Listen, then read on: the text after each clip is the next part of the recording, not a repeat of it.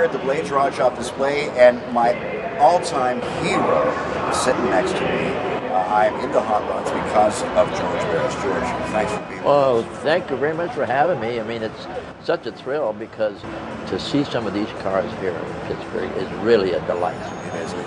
They're so fantastic. The craftsmanship of these young people now, and the groups in your shops here for the Blade Shop that are able to put some beautiful muscle cars. Well, you know, it all goes back to you. It really does. Let's talk about the early days.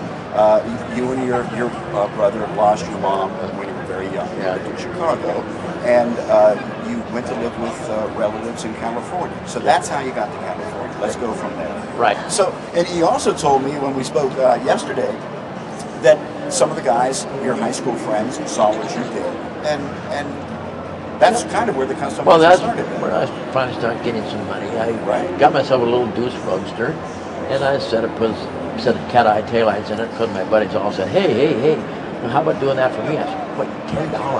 I'll do it for $10. I made it done it in an hour, and it was kind of fun. Big money back then. Yeah. Well, from there I escalated up to my 36 Ford. Then I said, well, maybe I better go to the big town. So I jumped down to Los Angeles with my little 36 and get down there and went to the Piccadilly Drive-In, which was a hot spot. And everybody's lined up over there. They do big chews off for racing for pink slips over there. So we got a couple of guys that wanted to race up to Sepulveda Highway. We went and got up there and we throw all the lights across and all the girls are dancing and all the cars and all that. And the two guys are up there about a couple miles up and they're giving the flag to go. And here they are, 120 miles an hour, and all the lights, and we're all screaming and yelling. But we got a problem again. Coming up the other way, a whole bunch of those flashing red lights. So the cops are coming this way, and two guys are racing at 120, trying to go that way. And we're all trying to get out of there because we don't want to get thrown in jail. So we had some exciting drag races in the streets at those times. My little shop, we used to go out and work out in the back, and the girls would come in and help us. And little two-car shop. It was kind of fun on Compton Avenue when my brother finally joined me after he left the service. So that really kind of escalated us, and then of course the movie industry came in because they loved filming our 50s drag racing. It was very exciting to have that. Was that one of the first cars you built specifically for a movie? Tell us about that. We did I had a little 32 Ford, a flathead Cadillac engine. The torque was so big because of that big engine and that little body that every time you accelerate, you'd go to the right and I would have to turn to the left, so I'd go straight. But we still had that little problem because the cops kind of hated us dragging. Well, it was dangerous. Yeah. We would race, but finally when Peterson came in with Hot Rod Magazine and Wally Park comes in and they said, okay, let's go and get the airstrip and we'll let you guys drag down there and you won't have to get yourself in trouble on the street. And that was finally what got us together. And your cars were a big part of why Hot Rod and Motor Trend too made it. And then the little pocket-sized books that we did for Peterson, they were great because all the guys that go to school, they put the school book in front of them, and they put the little book in front of them, and they'd read what we did to the car the month before. So it was kind of exciting to pioneer all this because of the cars we were building, but also the publications and all the press people that were giving us some good exposure. But where in the world did you get the idea for the Munster? Well, that's a good example because you got two different kinds. You got a crime fighter of the 60s period with Batman and Robin, but then you got a real funny family. That Frankenstein's supposed to be a monster, but our Frankenstein and Munster, he was very gay and funny and had a lot of fun. Lovable. And when they finally came to me to do the show, they said, well, we got our old hearse there. And I said, gee, you got a great family and fun show. An old hearse anybody could have, so let me work on it.